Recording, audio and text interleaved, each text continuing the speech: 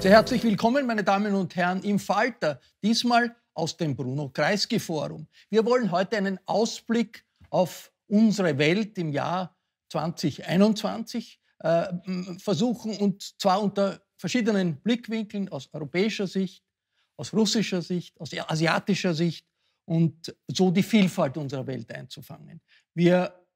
Was bedeutet der Erfolg Asiens im Umgang mit dem Coronavirus?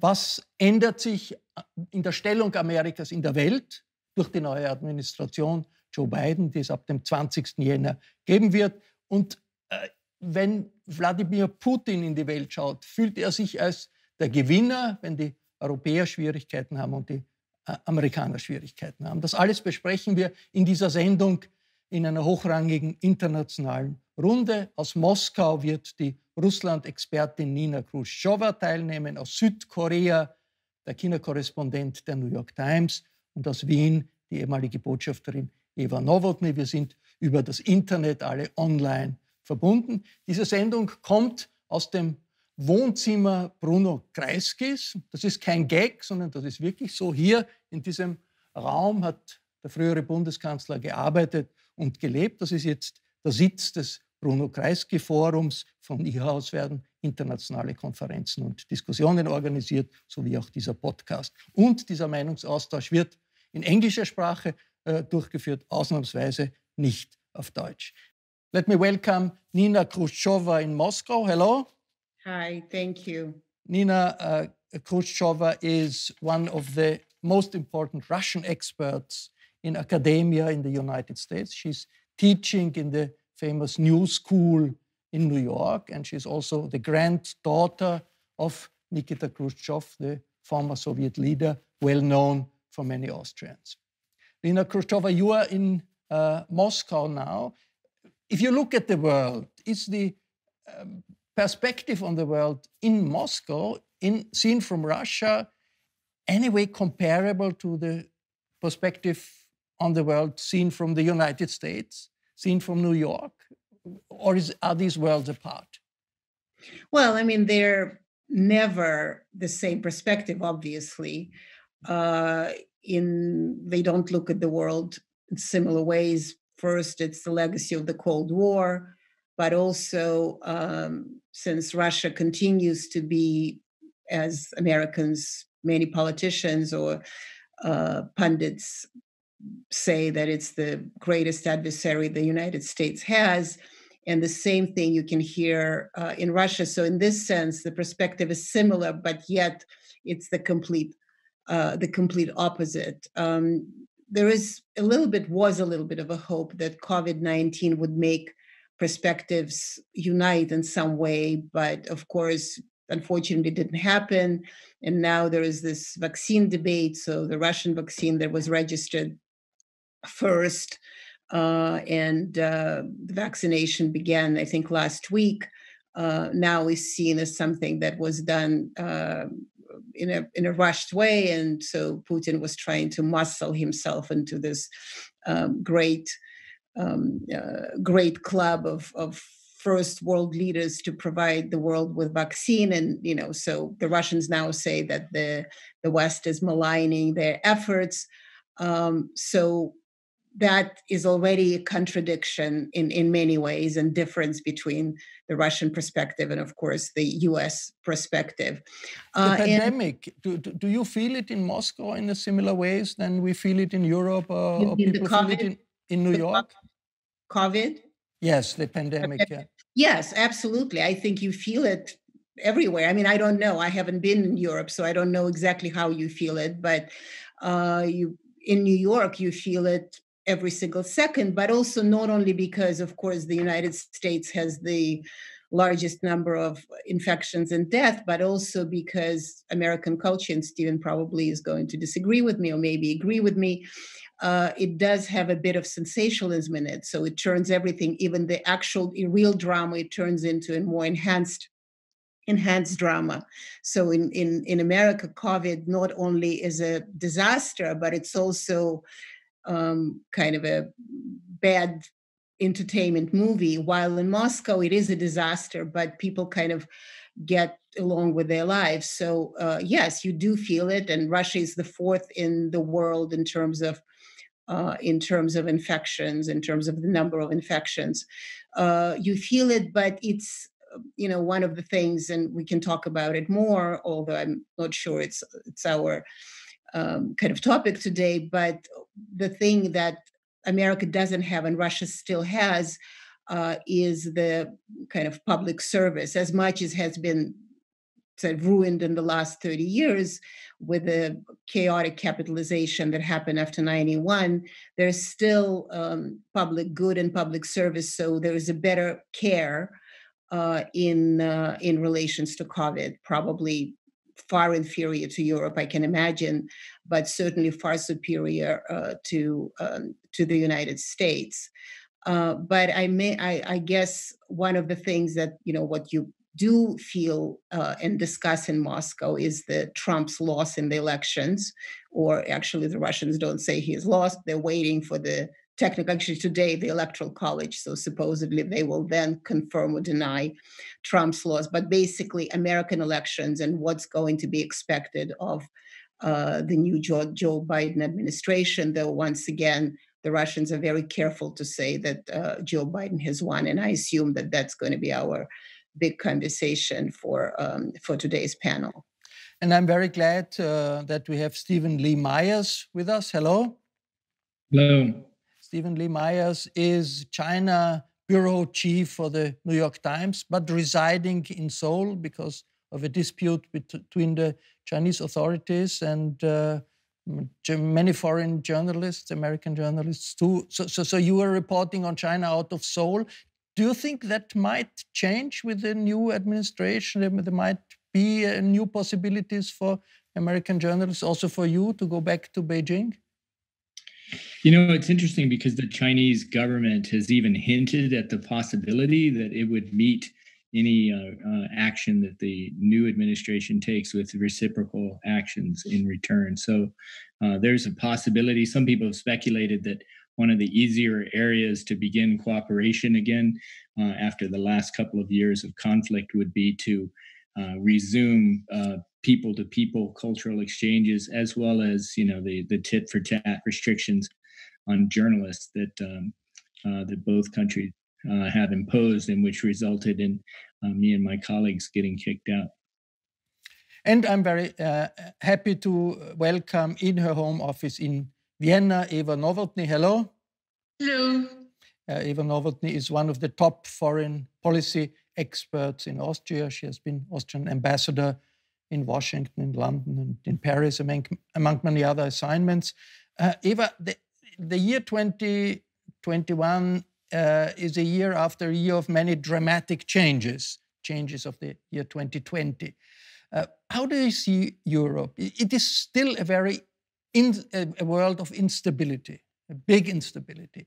Do you see Europe at the end of 2020, at the beginning of 2021, prepared for the instability that we will witness and that will persist in 2021?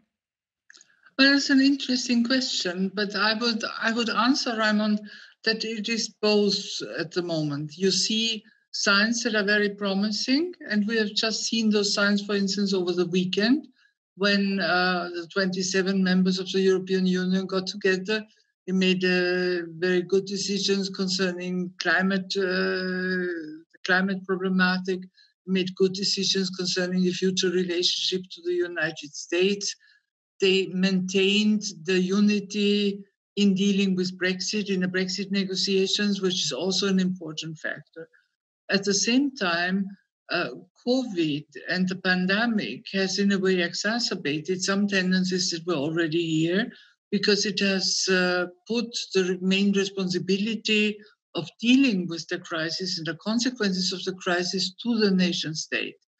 So we have at the moment a tangle of sometimes contradictory informations and measures in the various member states of the European Union that make life for European citizens quite difficult, different quarantine regulations, etc. I think if we are looking at that whole situation in light of the political changes that are going to take place in Washington, there has been a moment of sort of awakening for Europe, where they realized, and almost all member states of the European Union did realize, not to the same extent, that they have to be more autonomous in their decision-making, more autonomous in their security policy, more self-reliant in the way they go about their international stance. So in a way, the answer is twofold to your question. On the one side, Europe has got its act together, has made progress, has done a lot of things which are important, but some problems are still there, which have to be tackled. Nina Khrushcheva, how does Russia look at Europe nowadays? In the next new year, 2021, we had confrontations, tensions around the poisoning of Alexei Navalny, the opposition leader. We still have these tensions around Ukraine. Do you see the Putin leadership being looking at 2021, being ready to try to re-engage with Europe, or is that a situation where the Russian leadership thinks Europe is weak and hardline will prevail? Well, they keep saying that they would like to re-engage, but I think Alexei Navalny was a very important moment in the relationship, as you mentioned, because for Europe, there is no question that Navalny was poisoned, must have been poisoned by the Russian security forces. And Russia, of course, says we have nothing to do with that. But I think the important thing that happened is that for many years, certainly, if not decades, there was kind of an understanding that Germany understands Russia better, that Germany, even if there are certainly voices of criticism, there's some sort of even silent understanding, and deals are being made nonetheless, despite the European Union rejection of Russia's Ukraine policy, the sanctions, and so on. And with Germany coming out and saying very deliberately that Navalny indeed most likely got poisoned, was prompted from many corners and from the Kremlin, the response that said, well, basically, we're not expecting any relationship to get better with Europe. And if Europe doesn't want to kind of deal with us, we're not going to deal with that. We're not going to deal with that, which is kind of a familiar Russian stance, because Russia is always a victim of everybody's misunderstanding on one hand. On the other hand, we'll see how that plays out. I don't know. I'm sure you followed. I think just yesterday, the Times of London came out with an investigative piece saying that Navalny was in fact being poisoned twice. So one time in the Siberian city of Tomsk, and then when he got to the hospital in Omsk, barely alive, they tried, the KGB, FSB, the security forces tried to poison him second time, which is a little bit, I think, is a hit job, just because, how incompetent Putin's security forces. I mean, they probably could be incompetent, but not that incompetent. But it does seem that is, England decided that it's no longer part of Europe. But anyway, seems to be a British response, or maybe kind of the transatlantic Anglo-Saxon response to the fact that Nord Stream 2, as you know, the very kind of controversial pipeline between Russia and Germany, in fact, began working again. I mean, Americans have tried to sanction it, actually sanctioned Germany was against. And so I think what's interesting is that what we are dealing with now is that, once again, the triangle of interests. So you have Russia on one hand fighting with Germany over Navalny. On the other hand, Germany is still having economic ties and sort of continuing deals with Russia, while the United States is also trying to play, or will probably try to play a little bit of a more detailed dance around Europe, because it cannot, like Trump, say, well, if you're going to be involved with Russia on Nord Stream 2 or some other things, we're just going to sanction you away, because that would give a bad message to the United States. So I think the game continues, as they say, and since Putin, although now he's more like a kind of grand patriarch, sort of the god talking to the nation from somewhere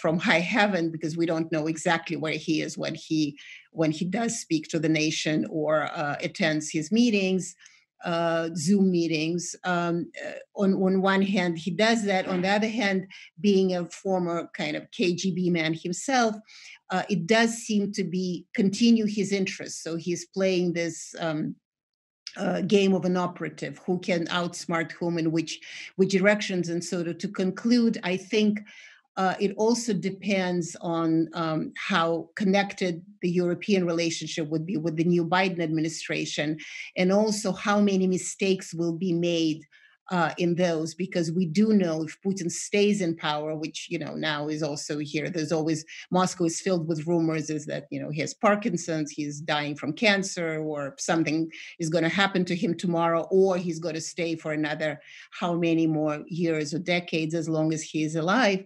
So he will continue to play this very refined game of trying to use opportunities, use mistakes,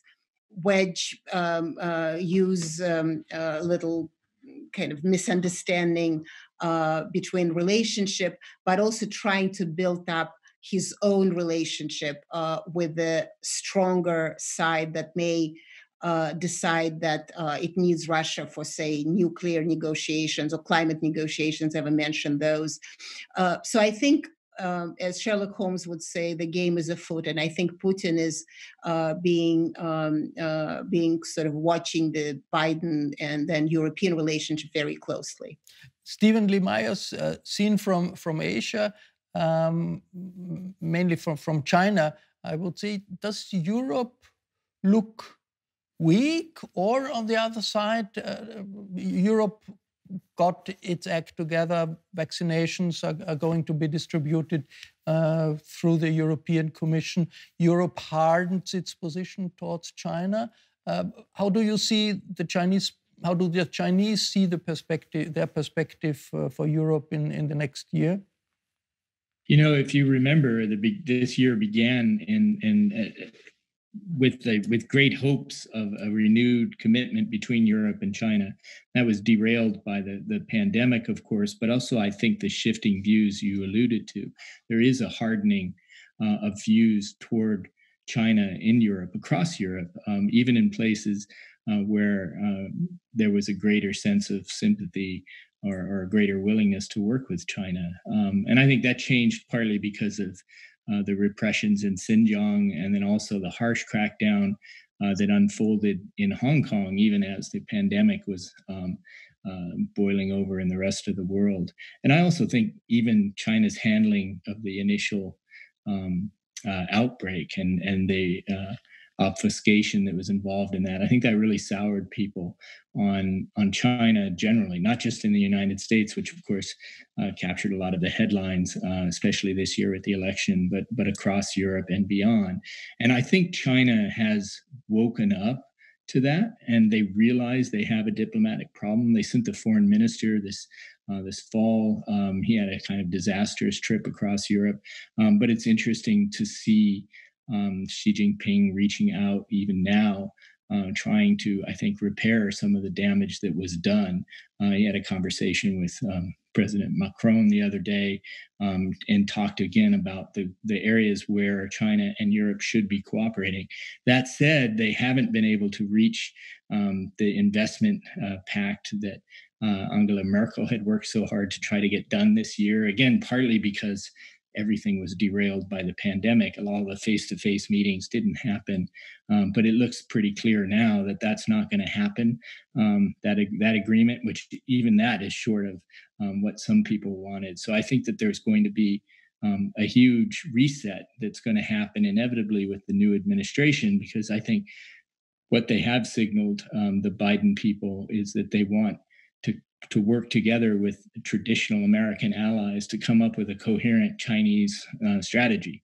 How do you deal with this rising power that is way ahead of everyone else in recovering from the pandemic because of the way they were able to wrest it under control early in the spring? You know, there's not a second wave going on in China right now. Amazing. Seen from America or Europe, it's amazing. We're talking about the third wave now. Yeah, exactly. I mean, you mentioned the perspective before. When you talk to people in China, they look at what's happening in the United States and Europe with absolute shock. No one can believe that it's so bad, especially in the United States. And there are many who relish that, by the way, and they use that to talk about, you know, the triumph of the Chinese system. The governance of the Communist Party has prevented this pandemic. And, you know, as it gets worse around the world, you know, they're able to point to their success and say, see, we have a better governance, a better way of leading people, even despite all of the crackdowns that cause people outside such worry. The new world will be a world with a new administration in Washington, D.C. Joe Biden and his team will come start office on the 20th of January. Eva Nowotny, what are the main changes that you expect from this new administration, not only for Europe, but in general for the world? Well, I think one of the main things that we can expect from this new administration is a return to a more multilateral view of diplomacy, of interaction with the outside world, a way back to support for international institutions, international organizations, and a more, how should I say, balanced relationship, which has been missing in our view, in the European view, in dealings with the last administration.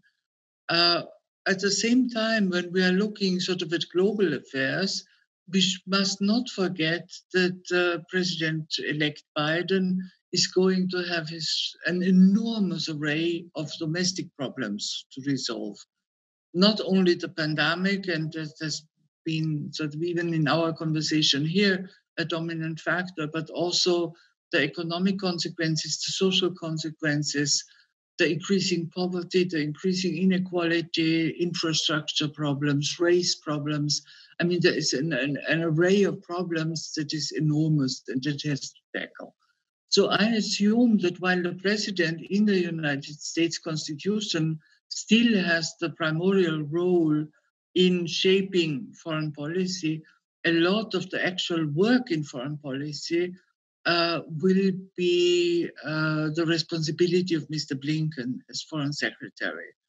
And there we have somebody who is close to Europe, who is very well connected in Europe, who has lived in Europe, who has a basic understanding also of the workings, the complicated workings of the European Union. And I think for the transatlantic relationship, Europe-United States, we can really expect some progress here. The main problem that I see for the European Union, and we have touched upon, is the European Union will have not only to work out a new relationship to the US, but to reshape and reset its relationship to Russia, as well as to China. And here I agree with what Stephen has just said. To some extent, I think the problems that have derailed, in a way, the process that was going on the derailment was less due to COVID, because everybody is fighting with the same problem or confronted with the same problems here. Yeah, and Europe was never among those who spoke about the China virus and so forth. We saw the dimension of the problems quite clearly.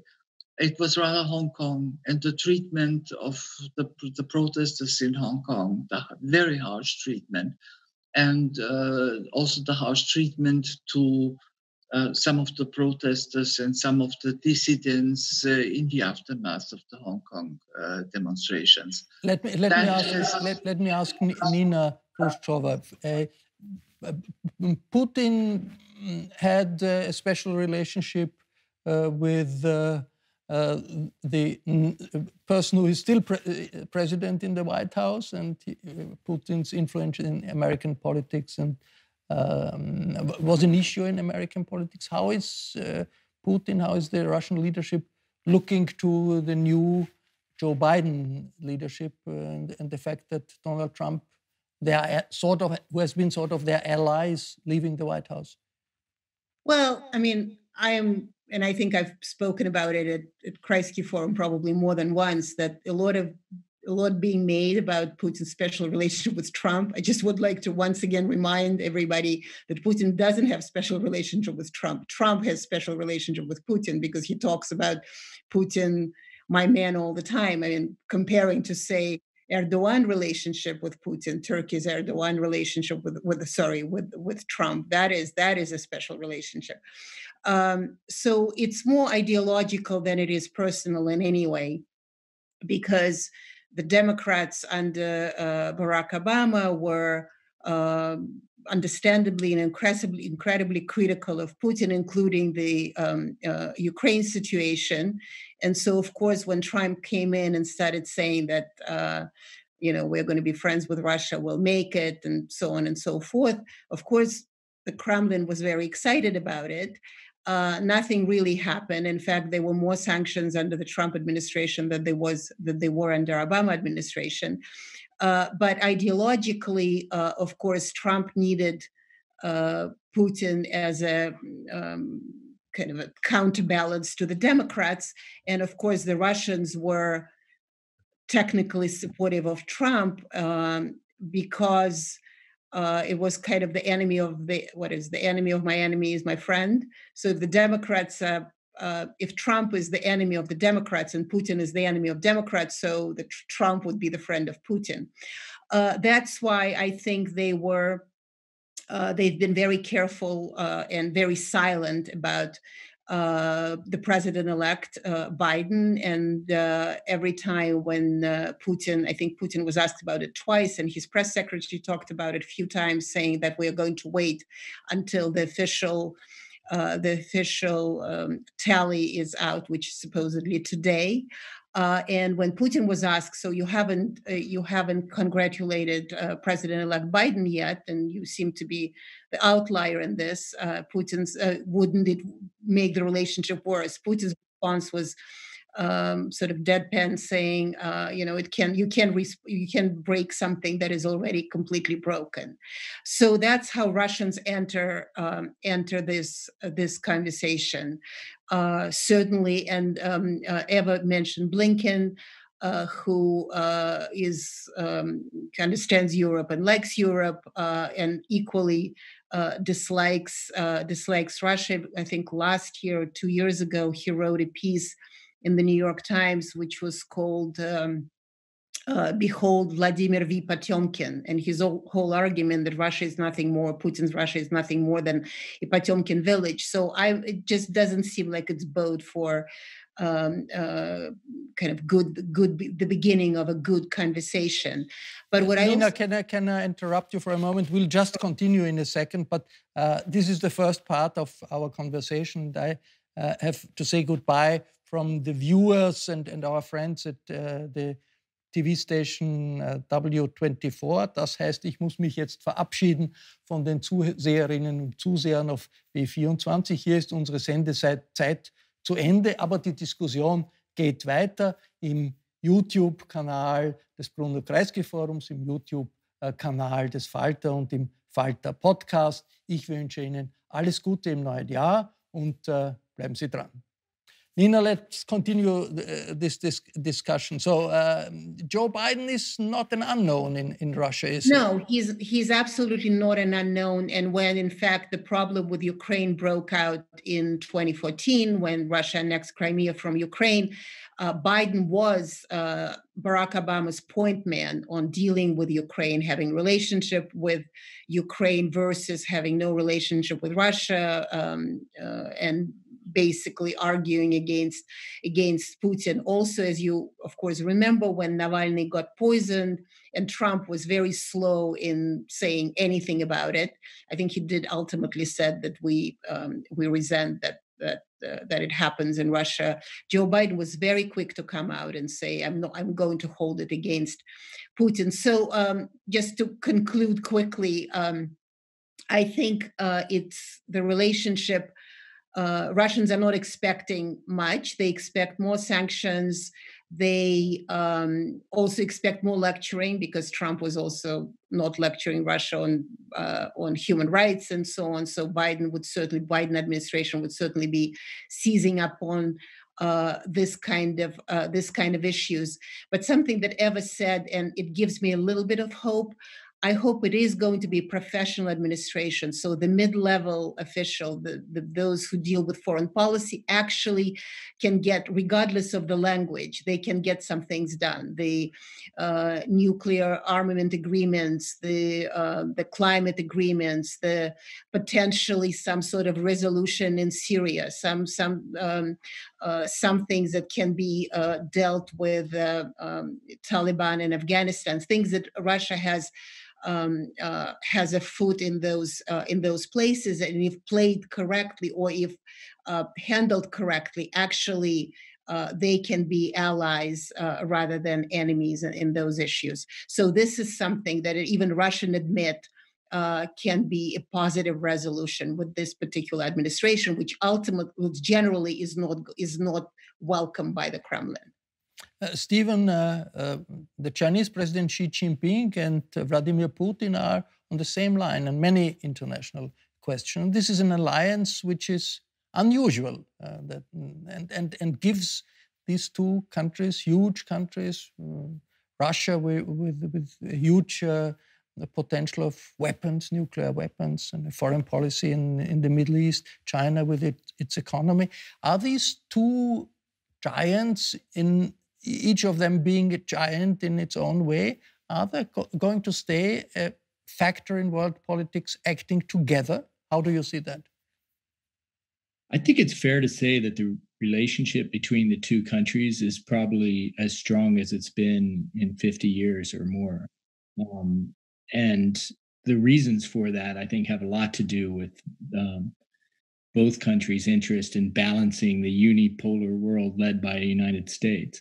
That was a shared interest that leaders in both countries have pursued, and they see the advantage in working together on that front. And they both, I mean, they ideologically they're quite different. They have historical differences. They have economic differences.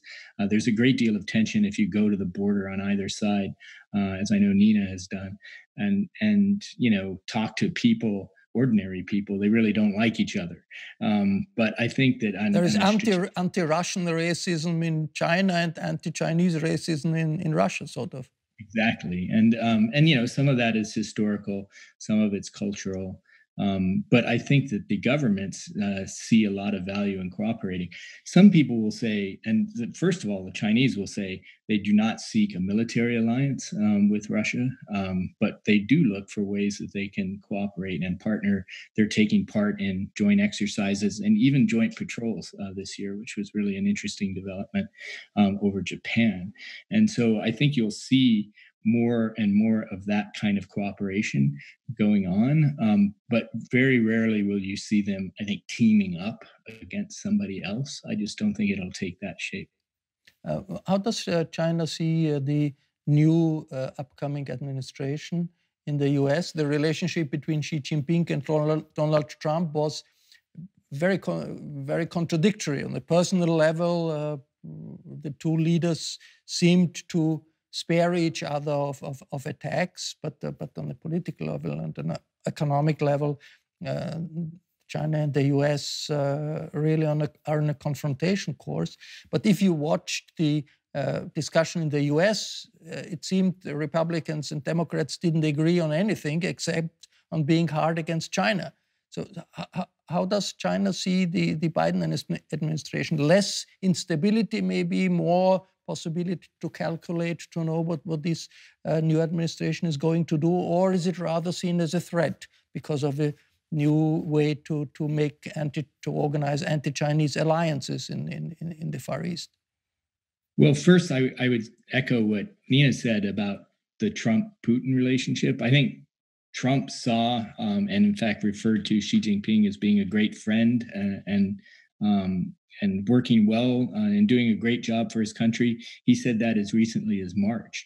And then, of course, as the campaign heated up, you saw a dramatic shift in the rhetoric that came both from Trump himself, but especially from the other members of the administration. I mean, Pompeo spoke of the rivalry between the United States and China as a generational fight against I think he called it a bankrupt totalitarian regime. So I think a lot of people in China over the last couple of years, but especially in this last year, saw that kind of rhetoric coming out of the Trump administration, and will be very happy to see that in the rearview mirror. I think they hope, as many do in Europe and elsewhere, that the Biden administration will come in with a more sensible, or at least more familiar, traditional form of diplomacy.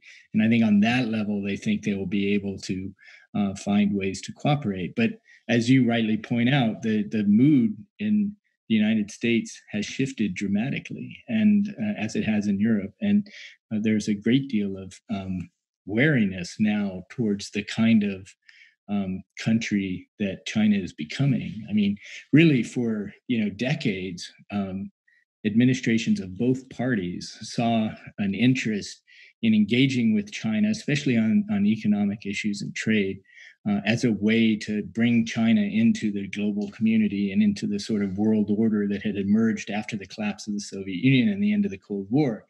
And instead, what you've seen, especially under Xi Jinping, is a much more authoritarian China emerging, one that's more authoritarian at home and more aggressive outside of its borders in a way that it really hasn't been in many, many years, as it focused on its reform and opening and its economic success. And I think that people are waking up to the nature of China under Xi Jinping, who, by the way, eliminated term limits. So he's going to be around, I was thinking the other day, certainly past the Biden administration, barring some unforeseen event. And he could quite possibly still be the Chinese leader, 2 elections from now. And so I think people are now trying to figure out what kind of relationship we can have. I say we, the international community, can have with this newly powerful China, an economic power, a military power. Eva Nowotny, where does that leave Europe? We have this perspective of growing confrontation between the United States and China, the established superpower and the new growing superpower. That's always a very dangerous situation in history. Do the Europeans think that they'll have to take sides, either be more pro-Chinese or be pro-American, and that if that would be the case, they would probably try to be on the side of the United States? Is that a good predisposition rather to side with the Americans against China? Well, I think first of all, the Europeans will try very hard to avoid being forced to take sides and do everything in their power to avoid such a situation. What we perhaps tend to ignore is that in the case of Europe, it's no longer a question of engaging with China, because China is already a presence in Europe. Yeah? There has been a lot of Chinese financial direct investment.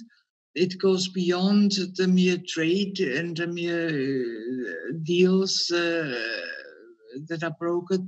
So China is already here as a factor, and Europe has a vital interest in keeping this relationship on an even keel. The problem is that when it really comes to a confrontation between the US and China, which we all hope will sort of be a political confrontation and not in any other way, then I think your guess that Europe will side with the United States on the basis of common values, principles, and so forth is the most likely outcome. But as I said, Europe will do as much as they can to avoid such a confrontation and to avoid being pushed in a situation where they have to take sides. Nina if I could just jump in there one second. One of the things that we've seen in the last few months in the case of Australia is that China is forcing countries to take a side. In other words, if you want to enjoy the investments from China, the trade, the privilege status, and what have you, you have to accept China's point of view on critical issues. In the case of Huawei, for example, and 5G, on Xinjiang, on Hong Kong, on any number of issues, Taiwan certainly, even the South China Sea. And China has showed that it is willing to punish countries economically, and they're cutting off much of the trade they have with Australia to make a political point. And I think that you've seen that happening with Norway, you've seen it happening with Sweden, and other countries in Europe face that crisis if for some reason they cross China on a certain policy issue. So I understand the instinct to avoid a confrontation, and I think that's been the policy of many countries in dealing with this economic giant that they have to deal with. But I think China is setting its terms much more stringently now than they have in the past, and I think that's part of what's driving this confrontation. I'd like to move a little bit again to the question of the new Biden administrations and the expectations we have. Nina Khrushcheva, there have been arm control negotiations. They had been blocked by the Trump administration. There had been the question of how to deal with Iran, that the Trump administration got out of that deal, and other areas too. From the Russian perspective, this idea that there is going to be a renewal of international cooperation linked to the Biden administration, is this something that the Kremlin might be interested in? Is that something the Kremlin might see an opening in? What do you think? Well, they do. As I said, I think at the beginning is that they always say that, we're always open for to cooperation, but it's the other side that is just being very difficult about it. So I'm sure there are some people who think that it would be useful. And I go back to my point is that in the middle level, there are people who are ready to have some sort of cooperation on Iran, maybe on Cuba, on other things that Russia has connection maybe with China, because I think Stephen's point is very well taken, is that China is getting strong arming those who are disagreeing. And that's where Russia becomes a very, very convenient player, because of course, economically, Russia is far inferior, but Putin's Russia certainly has shown that it's very willing to take a political fight and sort of side with China against all others, because they do want to argue for a multipolar world. So that actually becomes an important play here. So yes, they are hopeful, I guess, but actually hopeful is not the right word. They're willing to work, but I don't think that the Russians, and certainly this Kremlin, doesn't think that it's going to result in anything tangible, at least certainly not for the Russia's benefit, precisely because, for example, when Trump came in and it was all this brouhaha and big conversation, how we're going to be friends with Russia, and of course that didn't work out. I mean, it couldn't have worked out. In fact, it got worse rather than better. So I don't think there is much expectations, and that's why I think once again, as much as Putin is being upset with Germany or annoyed with Europe, they are probably having more interest at looking into how Europe deals with the Biden administration and see how they can play with it. I mean, how they can be part of that conversation rather than directly with America, because I don't think there is much expectation. There is much expectation there. One point of contention that we didn't mention yet is Belarus. Huge, since months, huge demonstrations, huge confrontations between demonstrators on the street, people on the street, and the Lukashenko government. Interestingly, Americans have been very quiet. A big difference with the situation in Ukraine a couple of years ago. The Europeans have been less quiet, but don't see any way to influence the situation. How is that seen in Russia? I mean, does the Russian public see the Belarusian situation somehow as maybe as something that can happen different or does happen in different levels in Russia itself? Or is that something that's seen as a realm of a completely different, in a different world? Because Belarus is Russian culture and linked with many ties to Russian civilization. Well, I mean, I don't know. I don't think there is such a thing as a Russian civilization. I mean, Russians think that there is, but what is a Russian civilization? But it is certainly part of the Slavic world, although not always has been, but lately for sure. Well, I mean, Belarus is not Ukraine, and let's be very honest about this. It's Russia is, as Pompeo kept saying, and everybody else is saying, it's an existential enemy to the United States. I mean, the Cold War is over, but we're still fighting. I mean, America is still fighting that. Sometimes fair, sometimes entirely ridiculously. But when Belarusian protests began, it wasn't Ukraine, because Ukraine was arguing for being part of the European civilization. The same thing was Georgia, as you remember, in 2008. Belarus had no anti-Russian slogans for a very, very long time. I think it still doesn't have it. And so in this sense, to America, it has no value, because if it's not anti-Russian, there's some speck on the map that we don't know, is some little piece of land between the Soviet Union and Europe somewhere, because Belarus is a very interesting. I mean, they still have Lukashenko, the president, the current president, who is holding on to power. As you may remember, he was the collective farm head at sometimes. So it's still a very Soviet environment in many ways. I think Putin actually played badly that hand. I don't know how sharp he is still as an operator, because by in fact supporting Lukashenko, and I understand why he did, sort of the dictators or whatever, the autocrats side up with other autocrats, he actually lost the Belarusian population, because the Belarusian people were looking at the Russians for help and were thinking that could be some assistance, because in fact one of the opposition figures of Lukashenko, Viktor Babariko, was Russia-related representative of the Gazprom Bank. So Putin failed the Belarusians, and I think they are now looking into Europe, which, by the way, is by Putin's doing. One of the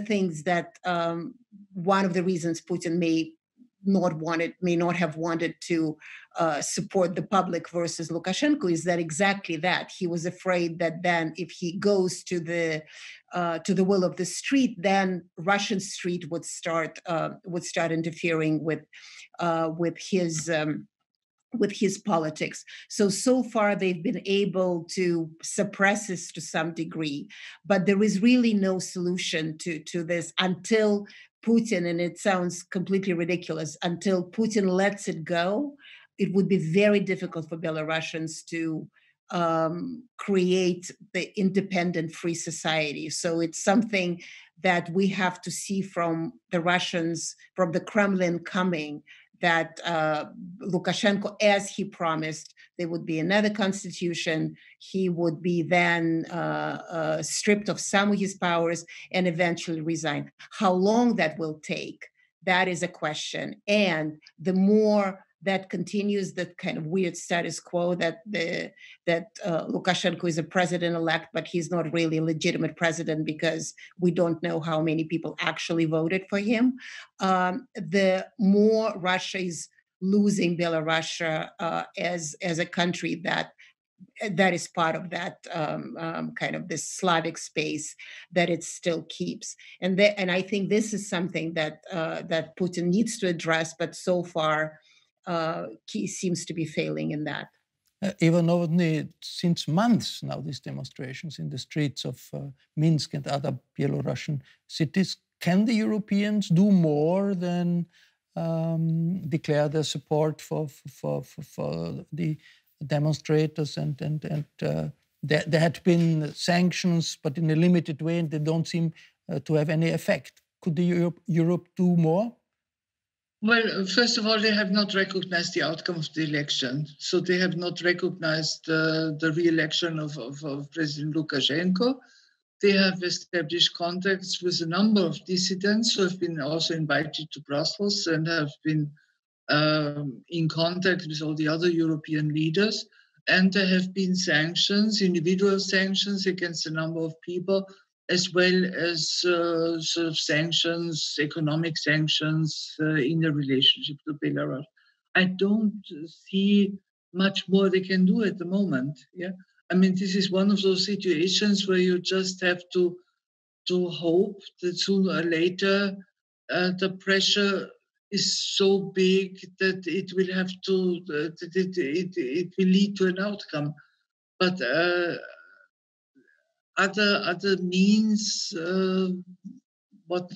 there is not much in the toolbox that the European Union could use.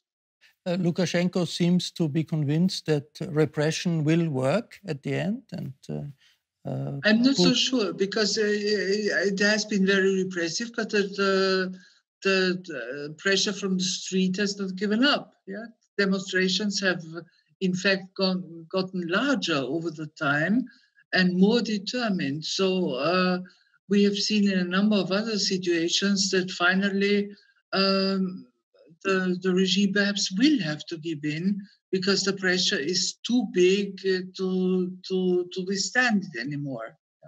And that would be one of the questions of 2021. Yes. Asia, Hong Kong, repression seems to work and seems to be able to silence the opposition. One of the main newspaper publishers has been arrested.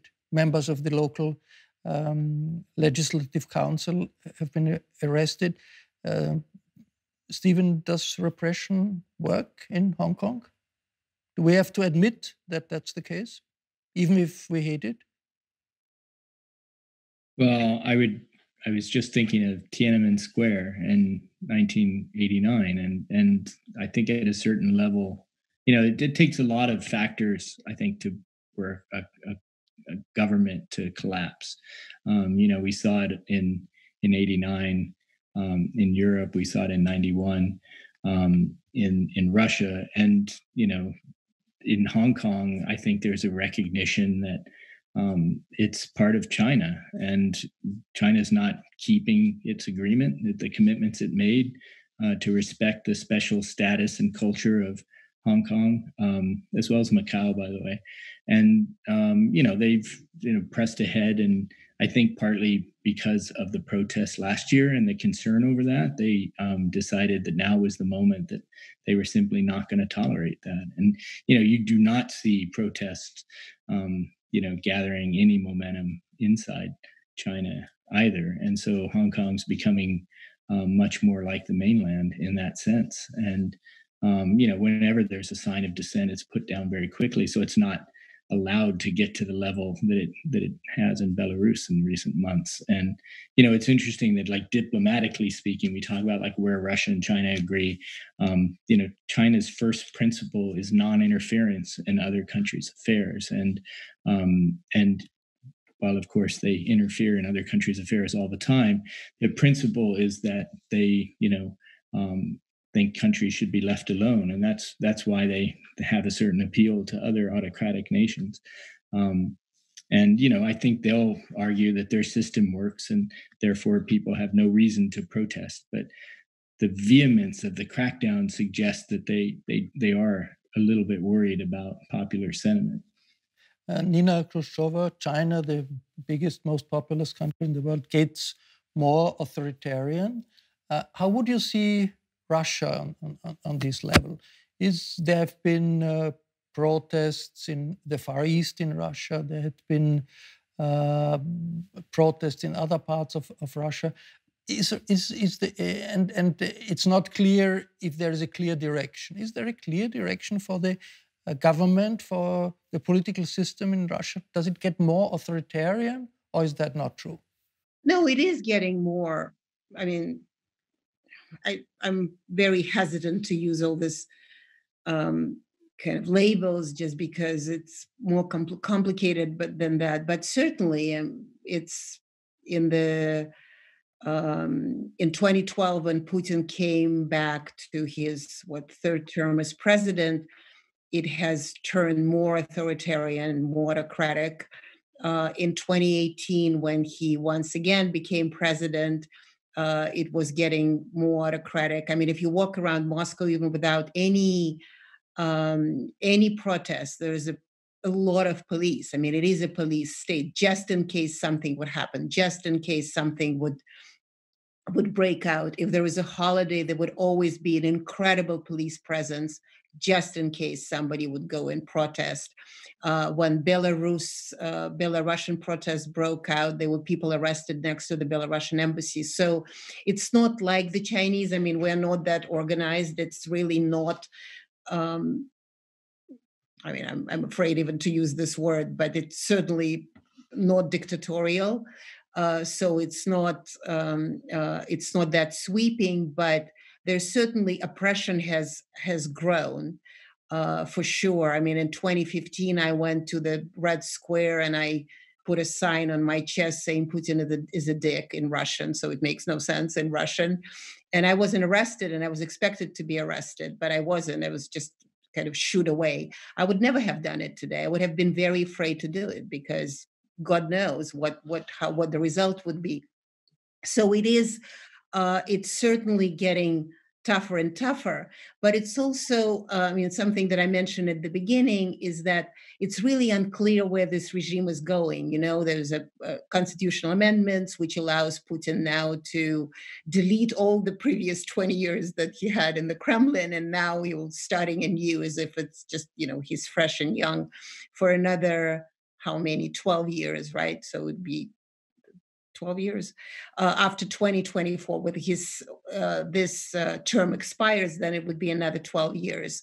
But then at the same time, there is a new law that the former president will become a senator for life, and he will have complete political immunity. What does it mean? Does it mean that Putin is stepping down next year? Because that's another thing that we haven't discussed, and we should, because it is a possibility that he's going to stay on for some time. But it's also a possibility that by 2024, which is, as I said, an expiration of this term, he's looking for way out, and we still don't know who is going to come in. And that would be a very important question as to where Russia is going, how it's going, and what kind of relationship it will have with the world. In fact, I think that one of the reasons that Alexei Navalny, there was an attempt on Navalny's life is exactly with Belarus being in protests, when COVID, having people's discontent. So it is possible that they wanted to take a leader of the opposition out. So Russia, as stable as it may seem, it's actually on a very, very, very shaky ground. And this is probably something that one time the Kreisky Forum need to discuss sort of in the say, next 6 months. There had been observations since quite some time. There has been a rehabilitation even of Stalin in the political culture of Russia. I wonder if that is still the case, and I think many of our viewers will be interested to know if people realize you are the granddaughter of Nikita Khrushchev, the guy who started de-Stalinization in the Soviet Union. How do people react?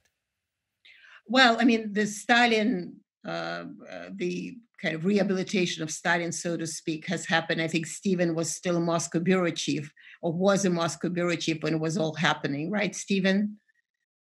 Because it began in the early 2000s. I think in 2006, I believe, one of the Moscow subway stations suddenly got Stalin name, and is a quote from the Soviet anthem with a Stalin name on it. Well, people don't react to me because they don't really, they don't put two and two together, but there is a kind of funny thing that happened. I was looking for Khrushchev busts in gift shops, and there was everybody except for Khrushchev. And I said, so what happened? Why there is no Khrushchev? Nobody's interested. Nobody's asking for him. And why do you even need Khrushchev? You have Stalin and Putin right here, those busts. And then there was a play about Gorbachev, beautiful, very well done. And every single leader of the Soviet Union was mentioned in the play except for Khrushchev. And I said, so where is Khrushchev? No, it's not really that important because he has no influence on Gorbachev, which of course is not true. So in many ways, Khrushchev has fallen out of history. Well, we are coming to the end of our discussion. I would like to have a perspective of all of you on what, generally speaking, we expect the pandemic to do to world politics in the next year. It will not be gone in a short time. It may be gone after the summer. It may last longer, but it will be an issue for all our countries. Eva Nowotny, how do you see, how will the pandemic in this year influence Europe and influence the world? Well, I think for one thing, and this is something that we are going to see, is that there is going to be an increasing international competition for access to the vaccines that are now coming on the market. And that has already begun, and unfortunately with some very nasty nationalistic overtones, which, if you think of that as a major health problem that confronts the whole world, is really deplorable. So access to vaccines, especially for the poorer countries, is going to be a very crucial problem for the next year. The other thing that I see in relationship to the pandemic is, and it's a question that we have to ask, what is it doing internally in the states? What are the political, social, economic results of the pandemic within the states? What are we going to do with that part of the population that has now succumbed to all sorts of conspirational theories and are getting more fantastic every day, thinking about sort of how this virus came about and so on, and what it is going to do, that there are sort of microchips being implanted in them and God knows what. I mean, this is going to be sort of a large segment of population in almost all our countries that has to be brought again on the basis of rational thinking and in a way on a democratic level. The second thing, which I think is very important, is, and this is something which, in my opinion, we have not really sufficiently touched upon.